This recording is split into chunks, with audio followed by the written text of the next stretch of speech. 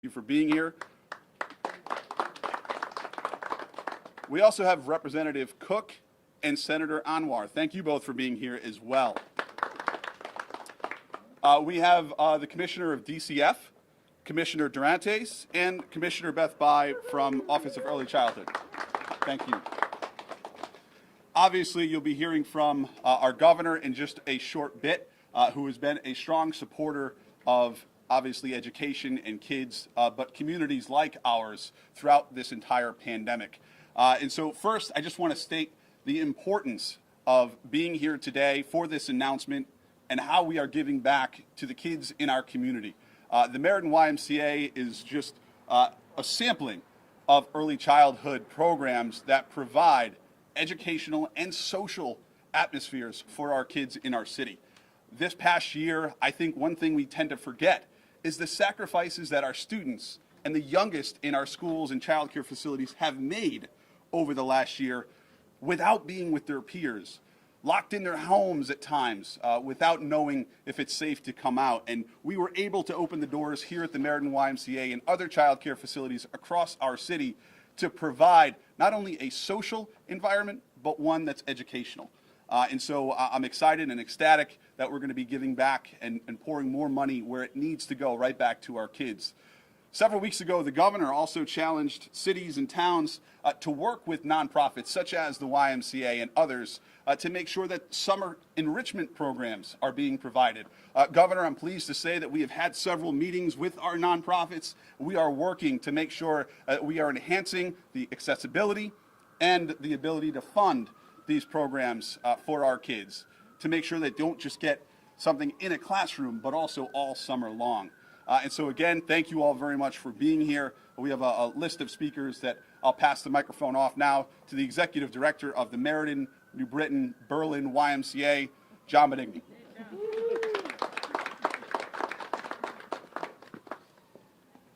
Thank you, Mr. Mayor. You're a tough act to follow, but I'll do my best. Good morning. I'm John Benign. I'm the CEO of the Meridian, New Britain, Berlin YMCA. I'd like to recognize a few people, too, here today. I'd like to start with my board president, Janine Bracali. You just say hi there. To run an organization like the YMCA, it takes unbelievable volunteer and dedication. And Janine, you're wonderful at what you do, and we really do appreciate it. We wouldn't be the YMCA we are without people like you. So thank you for what you do.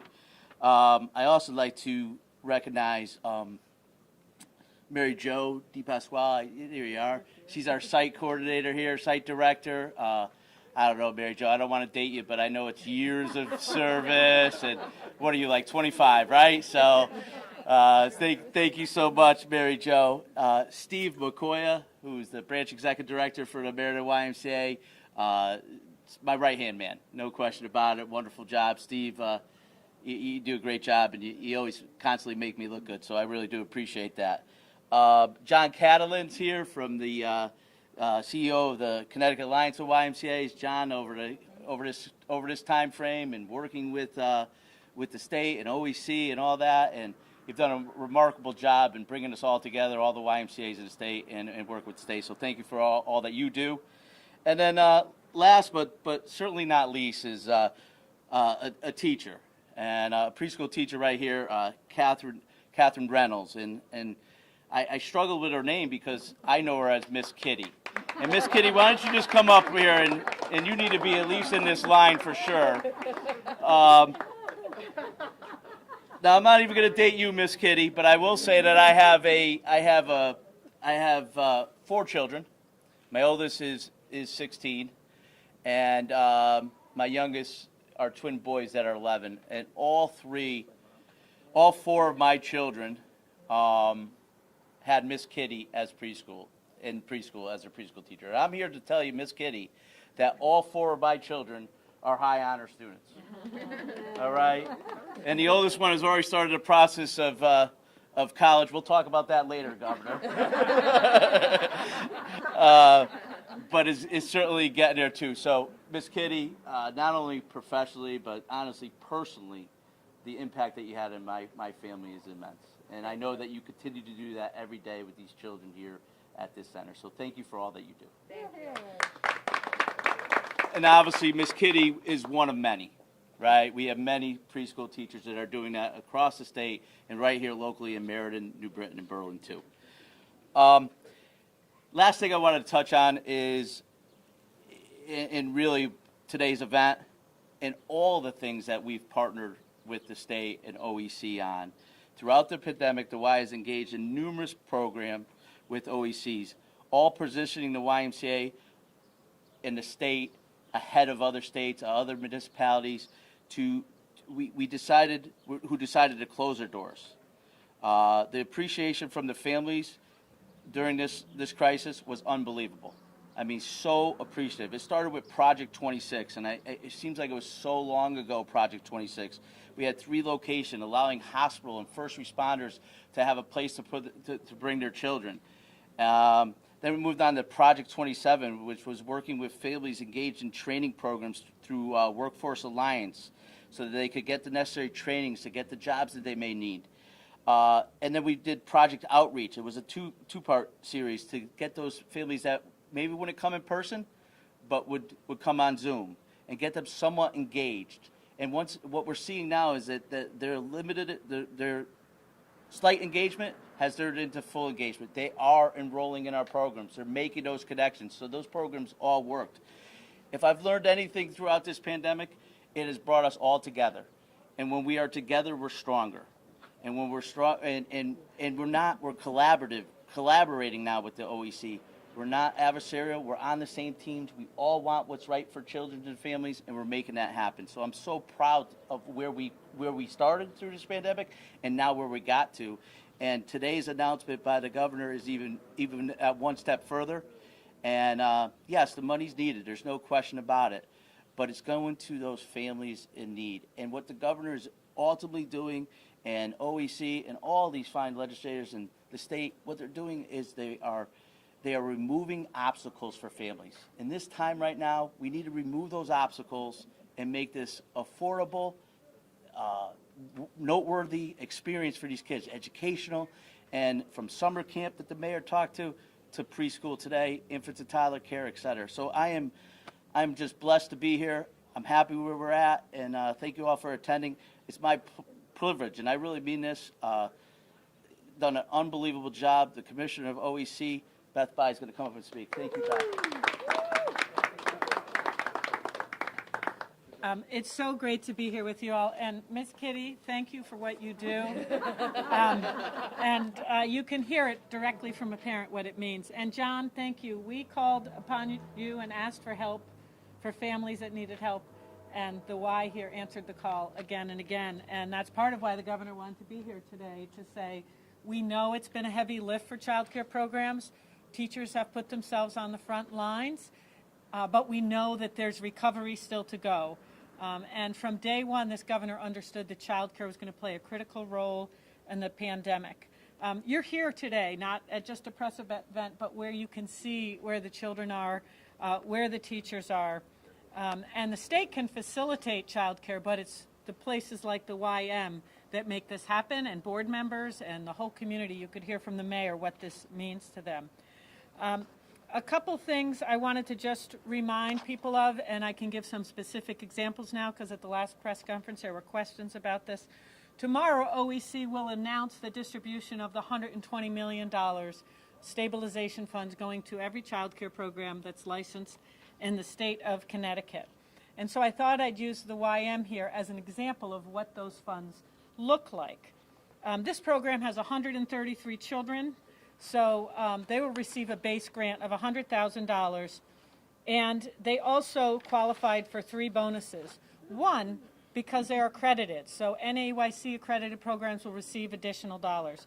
Number 2, because they accept children who are enrolled in Care for Kids, which means this program says our doors are open, and if you have a child care certificate, you can come here. So they will get a bonus for that. And then this particular location is in a census tract that has something called a high social vulnerability index score, just meaning that the families in this neighborhood have high needs.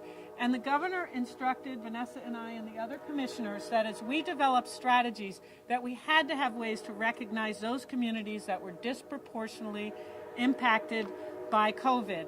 And so the total grant after all of those bonuses is this center will receive $171,000, which is about,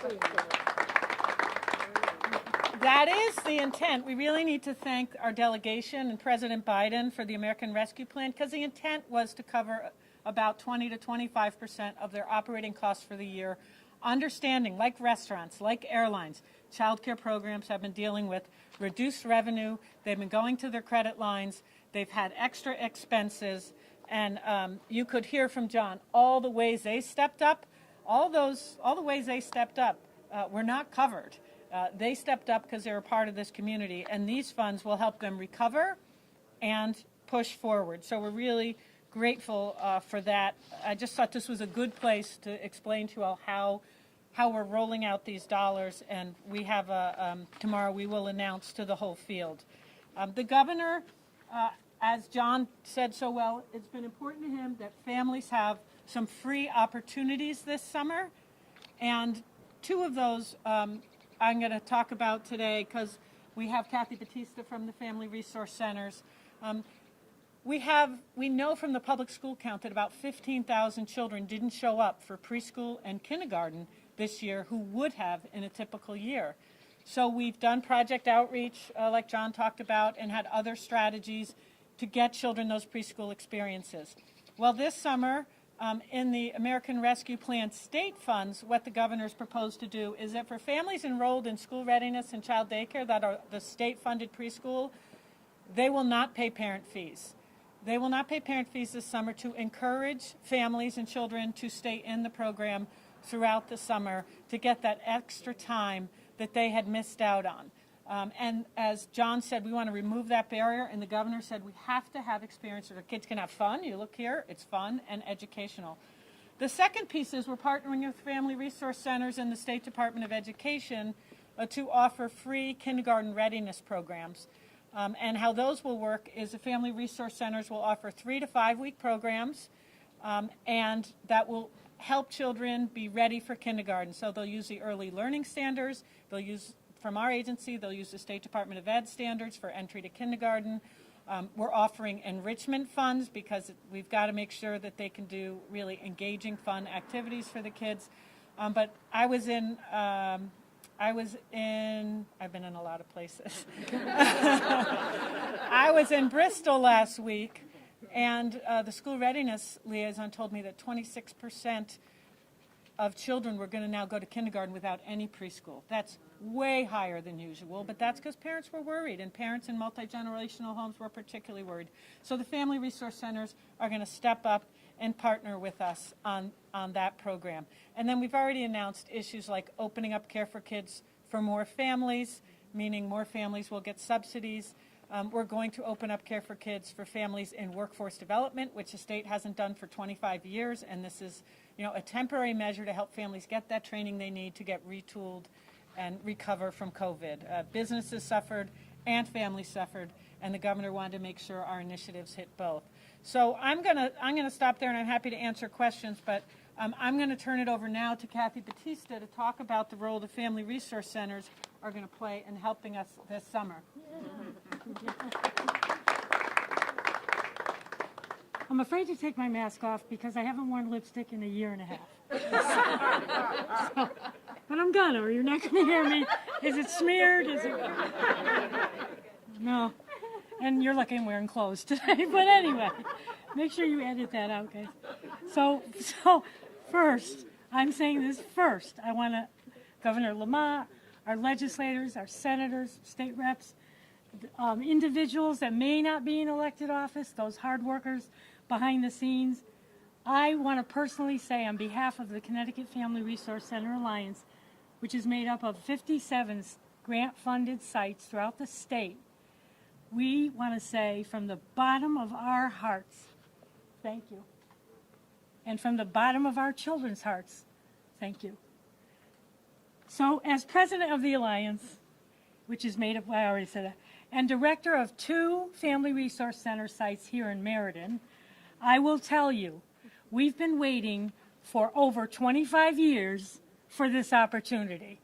And unfortunately, the way it came about was not a good way. But moving forward, we have huge opportunities to impact our future and our children's future. The plans that I know as I was reading through that whole PowerPoint, Governor, you know, that you had it's quite a thing. And I'm like, okay, just where's early childhood? Where's kids? I can't get to all this. But what I noticed is this. Maybe those of you that have read it or know what, know. The plans that I saw are, I can use two words. They're supportive and they're strength-based. And the reason I'm saying that is everything you can possibly think of that we know, those in the field and even those out of the field or that are parents, everything that is needed is in there to make us be the best state in the United States and our children happy again and our families happy again. Strength-based, as you may know, means that not only are we providing services, building them up, getting families and children back on their feet to breathe again, to do everything they need to do to live again. What we're also doing that I noticed in there was the strength-based part is to help families and children identify within themselves what their strengths are, because they're there.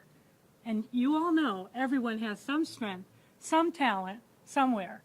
And that's the strength-based part of this, which really blessed me a lot. Some of those strengths may have appeared even or popped up in families throughout this crisis because they had to. But we're going to build them up even more. So now, see, I'm not long. Don't roll your eyes, Representative Quinn. So, I have to confess to this last thing. I admit lately that I've just not been able to keep up with all the acronyms. I'm sorry. I can't do it. So, CARES, ESSER, ESSER's too, CURSA, ARP, I thought that was for senior citizens. It's not. GEAR, and I just heard about HERF, exclamation point. So, it's not important for me to explain to you what those all are. All I can tell you is, all kidding aside, these acronyms are music to my ears. Music to my ears. But I'm going to sum up my two favorite. And it's CSFRF. What's that? Coronavirus, yeah, see? So I don't feel, what? Nobody knows. What? They failed. I humiliated them. Well, no. We got to get laughing again, don't we? Okay, I got to look at my paper. CSFRF, which is Coronavirus State Fiscal Recovery Fund. And if you don't know that, shame.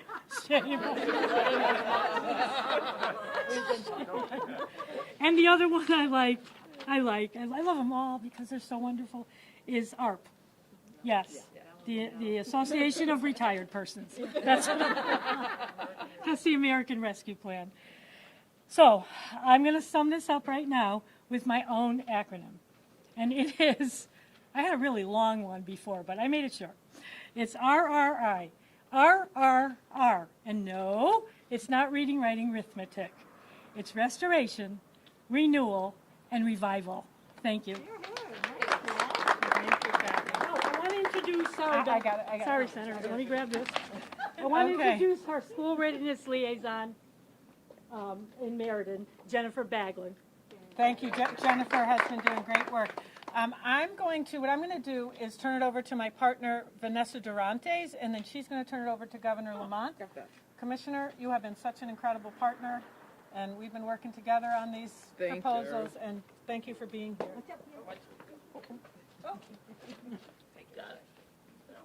So thank you to my partner and Governor, Commissioner Beth Bai. Thank you to my boss, Governor Lamont.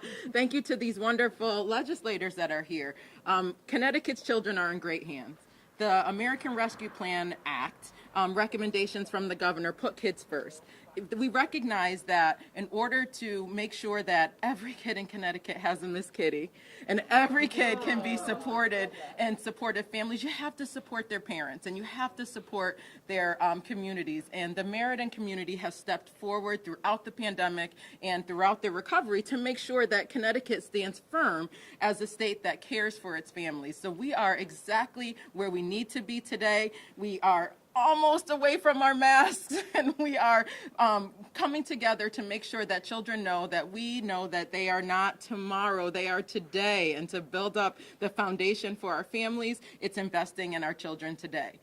I also want to make sure that we recognize the fact that children have experienced the stress of the pandemic through the adults around them. So it's up to us to make sure that they know we are lifting them up and lifting them out of what we've experienced over the last 14 months. Child care centers across the state of Connecticut have the benefit of something called early childhood consultation models, which really allows for specialists to assist some of our providers and their parents to respond to children's needs, to make sure that children who might be trying to figure out the world around them and might be behaviorally challenged have some additional supports for the adults that care for them. So as we think about the recommendations for the American Rescue Plan Fund, it really is about building up, stabilizing our children, stabilizing their families, building their resources, and making sure that the communities around them link arms in support of everything that we've all been through to kind of get us to the next side. So to all the kids watching, all of us are here for you,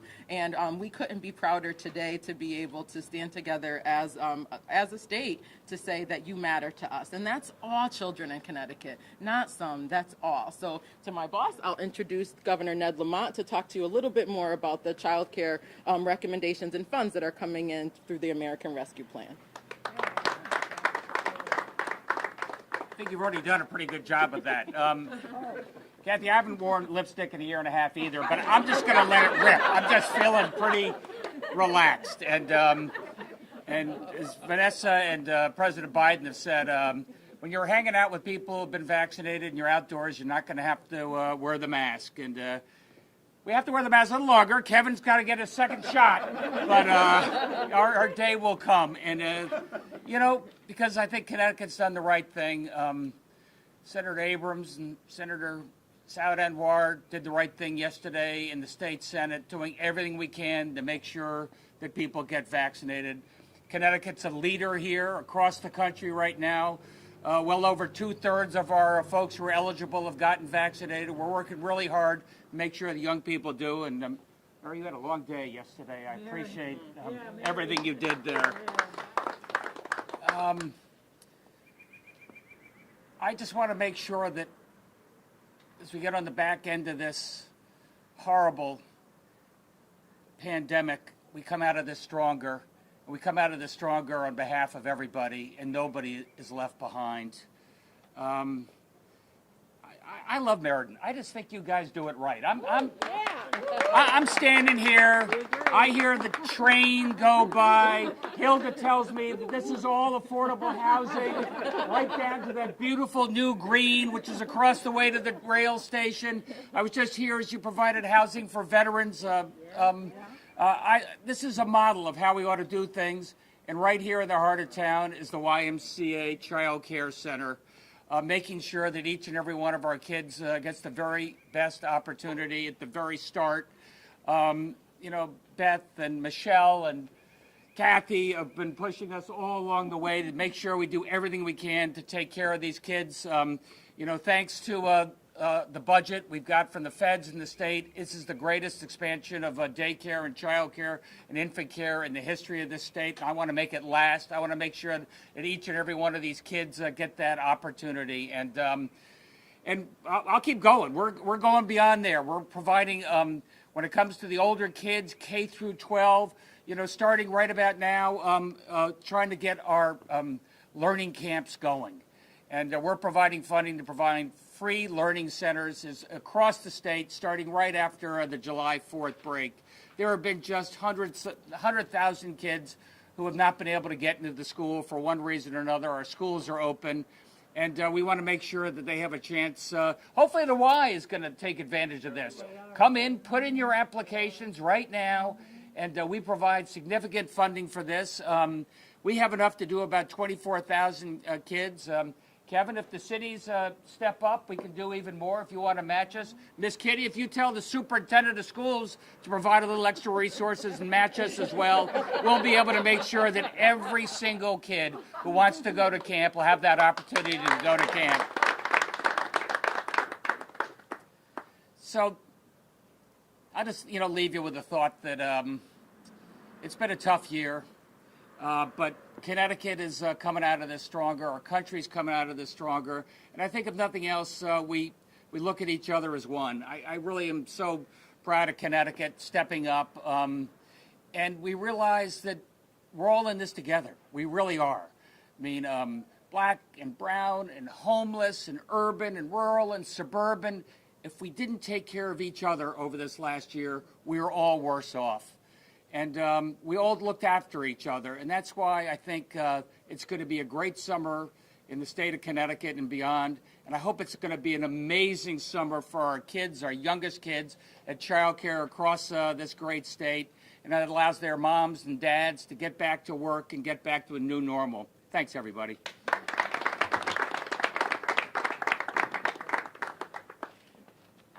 Thank you, Governor. What I'm going to do is turn to the Dean of the Meridian delegation. That has to be you, Kathy Abercrombie, right? Really pleased to introduce a close colleague of mine when I was in the House and Senate, someone who's a champion for children and families and has been for her whole career, Kathy Abercrombie. Thank you. Thank you.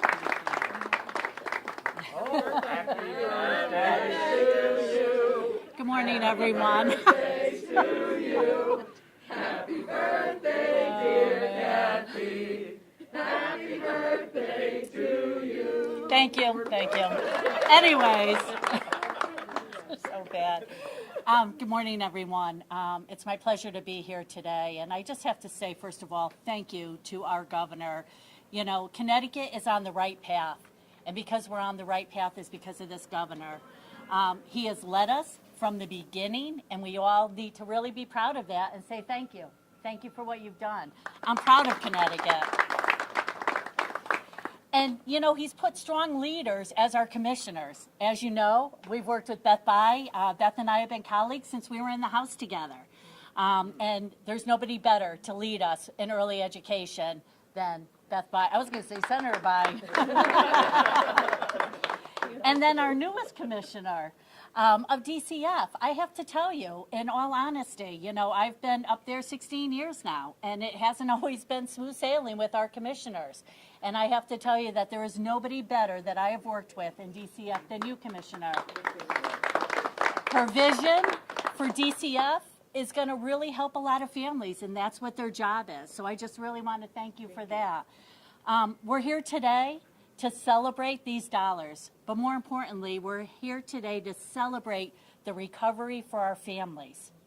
These dollars are going to help our families that have been so desperate. You hear about the Care for Kids. Parents want to go back to work, but they don't have the finances right now to do that. The Care for Kids is going to help that. We've heard about the camps, and we've heard about the education. You know, we're very unique here in Meridian because we have a great relationship between our nonprofits like the YMCA, our Boys and Girls Clubs, our Girls Inc., and our Board of Ed. And we as a delegation meet with our superintendent on a monthly basis. Mark Benign is one of the best in the state, if not the best, when it comes to superintendents. He's already working with these providers to be able to offer not only camp, but educational opportunities. We know that our students have lost a whole year. And I will say, truthfully, I'm very fearful of our children falling behind. Truthfully, if I had my way, I would have all students repeat the whole last year. Truthfully, I'm that scared of what's going to happen. But, having said that, above my pay scale, we have, but Governor, if you're listening, you know. But we've had, you know, this state has given opportunities to be able to make sure that our students can be as prepared as possible going into September of this year. So with that, I just really want to thank you for being here. I want to thank the governor and everyone behind us. You know, I always like to say there's no I in team, and this proves that. Thank you, everyone. Next, I want to introduce Mary Abrams, who's dedicated her career to children and families. She taught with my wife in West Hartford and other towns. But Mary, great job last night for children and families, and please say a few words. Thank you. It's hard to add more to what my colleague, Representative Abercrombie, said, but I will say this. It's so smart to be investing in our children. Children need the social, experiential learning that places like this and teachers like Miss Kitty provide for them. That's the way young children learn and grow. So this is where we should be putting our money, and I'm so glad that we have a governor that recognizes that. You know, when you're a parent, it's really hard to go to work. It's really hard to take on your daily life unless you know that your children are in a safe place and they're getting what they need. And that's what this facility provides to families. Not only supporting them in their roles as families and caregivers, but also letting them go about doing their lives because they know their children are in such good hands. So I thank you, Governor, for recognizing the importance of that and the importance of investing in our children because they are our future. I'd also like to congratulate you on your incredible ability to hire, because we now have our second commissioner from Meridian snatched up by the president. So we're very proud of both of them, and we thank you because you do such a fine job of filling these commissioners' positions. And, you know, between Commissioner Bai and Commissioner Durantes, they've just done an incredible job throughout this entire pandemic. And it's just such a pleasure. All of us from the Meridian delegation are hometown people. We grew up here. You know, we've known one another for our lives, really, most of us standing up here. And we work very well together in this community to do the very best we can for especially our children. And so I thank the governor for joining us in that and for leading us in that. And the money will never be wasted when you spend it this way. So thank you very much. Representative Santiago? Thank you. Gracias por estar aquí hoy. Gracias para el gobernador por esta oportunidad. So I'm just saying thank you for being here today. Thank you to the governor for this opportunity to receive this money. And welcome to the 84th District. This is my district. And this is where most of the nonprofits are. And this is where most of the need is. So this will help those families in need, those moms and dads that have to go back to work, and now they'll have the child care and they'll have the vouchers to help them with that. So thank you for the opportunity, and we got to spend this money. We want to make sure we don't send this money back to the feds. So we have to make sure we spend this money in the state of Connecticut. And what better way than to invest in our families and our children to spend that money. So thank you for being here today. Michael? Thank you, Hilda. I'm Representative Mike Quinn, also from Meridian, and I have a long history with the YMCA. As a young child, I was out at the YMCA's outdoor center on the east side of town, and during my adult years, I spent about 14, 15 years on the board of directors for the YMCA and was on the board when we purchased this center and redeveloped it. And, you know, I have to compliment John Benigny and his staff on the excellent job that they do in running this place and all of the centers that they've acquired over the years. And while I don't have a Miss Kitty story, my version back in the early 70s was someone who many of you knew, and that was the late Mary Fritz from Wallingford. She was my nursery school teacher in the early 1970s. So it is a pleasure to be here. I probably should have taken off the mask, but I'm so used to keeping it on that I forgot. But in any event, thank you all for being here, and we appreciate the support that the governor and his administration are showing to the city of Meridian through programs like this. Thank you. Good afternoon, or good morning still. I believe I am the only transplant here. I am State Representative Michelle Cook from the 65th District, which is Torrington. I am honored to be here and truly just beyond words on the commitment that this administration has made to early childhood. And I'll explain to you why. So before I ran for office 13 years ago, I was teaching preschool at a state-funded center in Torrington, and that was what I could do after staying home with my kids. And for me, I find that mothers who decide to stay home with their children really find it difficult to transition back into the workforce. And that was the most logical answer for me. I was able to go work, they were able to come with me while they weren't in school, and it filled the need and the void. And then the opportunity came to run for office. And the one thing that we continue to forget is the vital importance of our early childhood educators.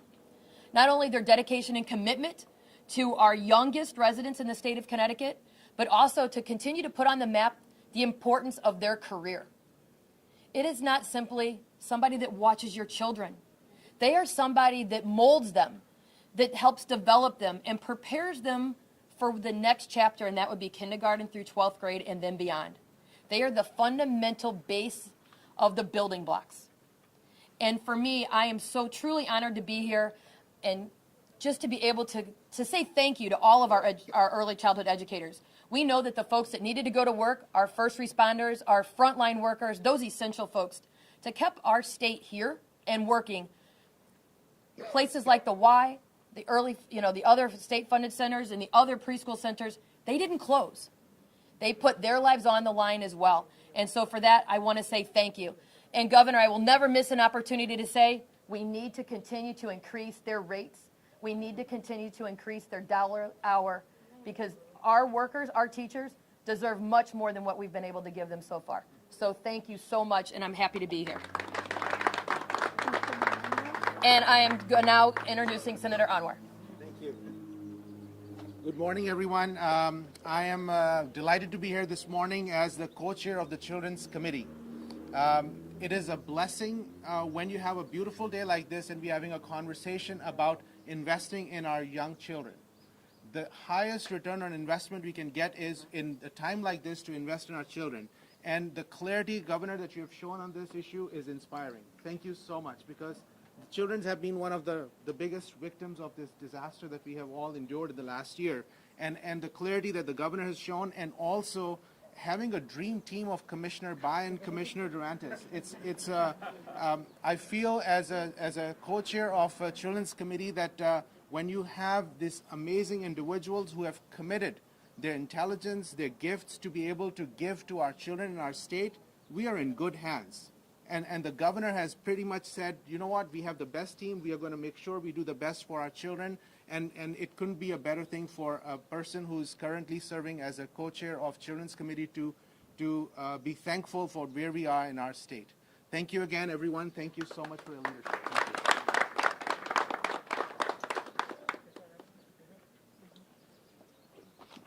Now we can take questions. We have quite a lineup here. We could probably answer a lot of different questions for you today. The other 20 million, what exactly are you going to be announcing tomorrow at the 18th? Yep. Sure. The federal government sent Connecticut stabilization funds that are specifically designed to be funds that go out to existing child care programs that were open during the pandemic or that have reopened or that need help. The projection that was that Connecticut would lose 40,000 child care spots without extra support. And so Governor Lamont, we're going to be one of the first states out with the dollars. Governor Lamont committed to $120 million to immediately get out to the field so that they can be used to pay some of the deficits that programs suffered during the pandemic. They can be used for extra costs they experienced during the pandemic. It can be used to take the place of lost revenue during the pandemic and other operating expenses. And then 25% is to be set aside for staff. It can be used for bonuses. It can be used to pay into retirement, to cover health care costs. And the programs can opt out of that if there's some reason they can't share 25% with their staff. then they just get 25% less of the funds. But we're saying at least 25% needs to land with the people doing the work. So, I'm sorry, I'm yep, just go. not a little clear whether, is this a recommendation? No. This is funding from, is this funding from the American Resource? This Rescue is, yeah, Plan? this is federal funding. It's called Child Care Stabilization Grants from the American Rescue Plan. And Governor Lamont has committed $120 million to go out and grants is the wrong words, go out and funds for programs to support their operations. But this is not something, this is something that he can do through executive action. He doesn't need to negotiate. Exactly. This is outside of the $900 million. The pieces of child care from the $900 million are paying parent fees for school readiness. So that's an example of something that the legislature will have to approve. Yep.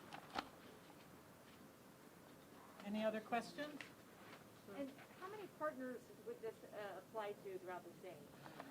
It's almost 4,000 programs, so it's family child care homes, like 1,900 family child care homes, and up to 2,000 centers. So any place that's licensed or that accepts care for kids. And ballpark how many families, children this would impact? At least up to 200,000 children, because it also includes after-school care providers. It does not include summer camps. It's child care providers and child care preschool through infant and toddler through school age. And how does this improve the services that they were already getting at these centers? These funds were set aside by the Congress and the President to make sure programs could stay open. We were looking at losing, at one point the estimate was we could lose 40% of child care supply in the country, and that the Congress needed to set aside funds to stabilize them. Much like you hear other industries, restaurants, airlines, these are funds to help the programs stay open, because still we know the polls are showing it's going to take a full year to recover full enrollment, and we need those programs for the parents that need to go back to work, but they can't make it if they're not 80 to 90% full. So it's stabilization, to stabilize, to make sure we have child care a year from now.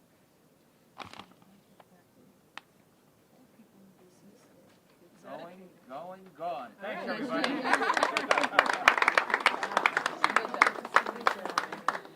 Thanks, Governor. Stop taking our Meridian. No, my keys are at Nice to see you, buddy. Next time we meet, I'll be vaccinated. That's right. Thanks for your text yesterday. Great job. I appreciate it. That's right. Get away this term. Thank you for coming to Meridian. Thank you for She's tired. She doesn't want to be answering any Well, how are you? Yeah, no, they'll definitely.